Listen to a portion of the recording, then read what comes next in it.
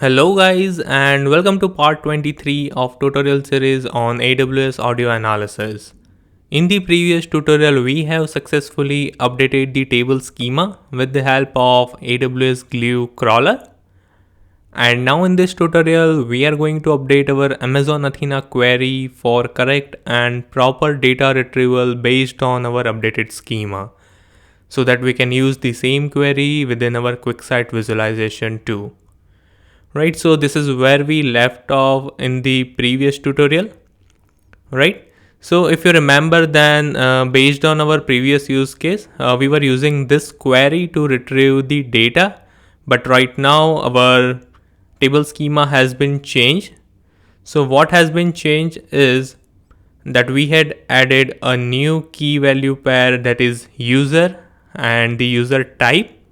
Right, so what this will retrieve, so let's go ahead and run this query and let's see what all modification we require here. So as you can see, it is returning everything except the new key value pair that we have added within the JSON response or within the table schema, right? So to update this query, what we have to do is we have to simply add in here sentiment result dot user, right, to fetch our new key value pair or the updated data. So I'm going to run this query again and it should be able to give me the user now. So as you can see, now we have user and rest of the fields remain as it is, right? So hence we are going to use the same query within our QuickSight visualization too, right? So what I will do is I'm going to save this query so that we can use this query or reuse this query within our QuickSight visualization. So I will say save as, and I will name it as AWS audio analysis, and I will say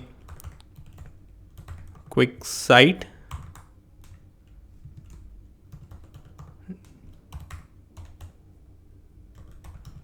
dashboard, and I will say save this query. Right, so now we have saved this query and we can locate this query within our saved queries.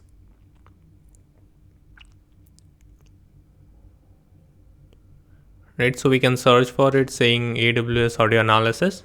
Right, so in the next tutorial we are going to come back here and locate this query and reuse this SQL statement. Right, so well, that's it for now, and if we look at the architecture diagram, then we are done till Amazon Athena, and we are now remaining with the last step, that is the visualization or the dashboard.